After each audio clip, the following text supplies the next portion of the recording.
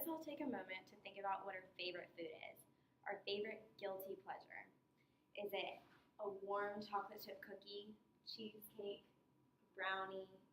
Maybe it's just chocolate or fresh baked donuts, or maybe you want something refreshing like ice cream. Or do you prefer something savory like pizza or french fries or a burger or cheesy mac and cheese or even fresh baked bread? What if I told you that you wouldn't have to feel guilty about eating these foods anymore? That they would just be a pleasure to eat. Now, keep that food in mind, your favorite food, and let us all take a moment to close our eyes and imagine that for a month, the only thing that you're allowed to eat is that one food. So come breakfast, you have a huge plate of it, and you're excited because it's your favorite food. And then by the end of the meal, you're starting to feel full, and it doesn't taste as good because you've had so much of it, and you're just over it.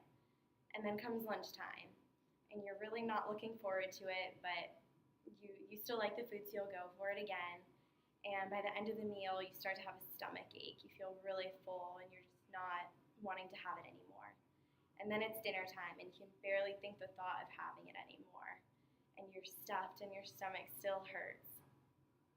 Now open your eyes. I bet you're probably not craving that food as much anymore. That's what eating healthy can do. When you eat healthy, it can help you break the addictive habits of eating unhealthy foods because you get used to eating well and your body adjusts to the nourishments. So, now we explore how can we do this? Or why should we do this? There's a number of reasons why eating healthy is a great option. For one thing, it'll give you more energy and you'll have a better ability to focus for a longer period of time. A Huffington Post article by registered dietitian Cynthia Sass called 11 Ways to Eat for More Energy looks into how food can help your energy. And 3 of the points she made was you should eat foods with more iron, especially for women because there's oftentimes iron deficiencies. And so just getting that extra iron can give you more energy. And she also points out that you should eat a balanced breakfast. Rather than having just protein or just carbs for breakfast, try having a meal with protein, carbs, and fat all together to have more energy. And lastly, she points out that you should eat foods that are in season. And this is because foods that are in season often have more nutrients in them. And another reason why you should eat healthy is because it can help reduce the risk of disease.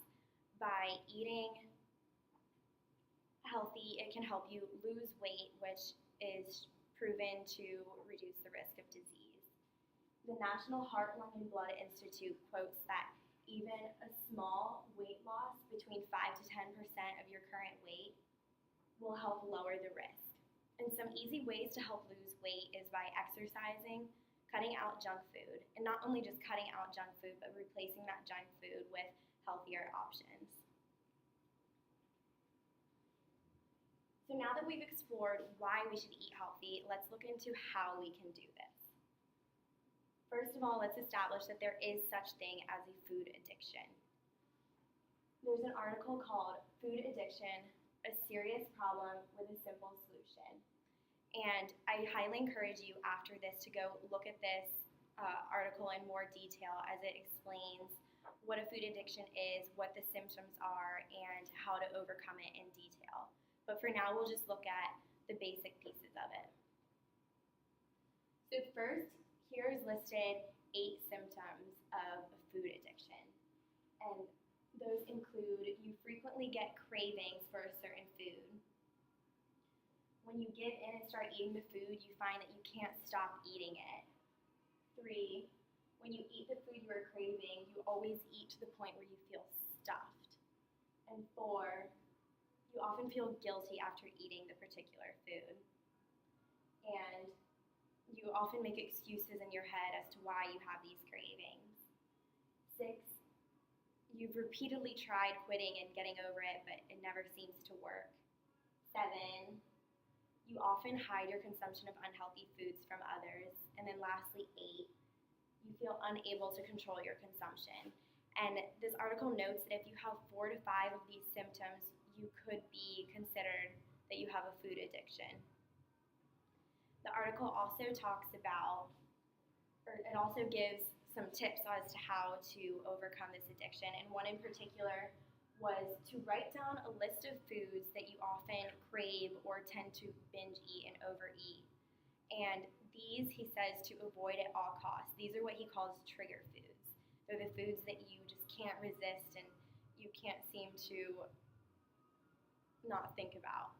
So let's all take a moment now and take out a piece of paper and pen, and we are going to write down what our trigger foods are. What are those foods that you constantly crave that you have no willpower if it's in front of you to refuse? So just take a second to write those down and keep those papers out in front of you.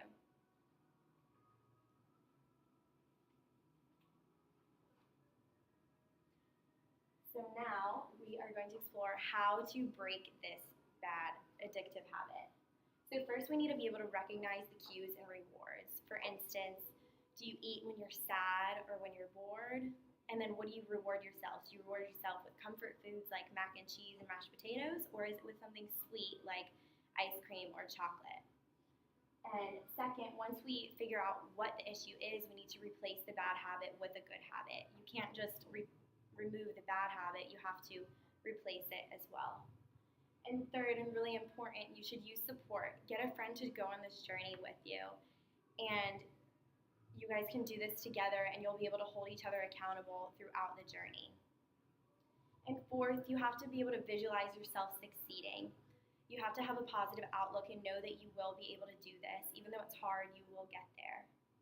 And fifth, and most importantly, do not give up if you slip up one time. It's super common, it is hard, but it takes time.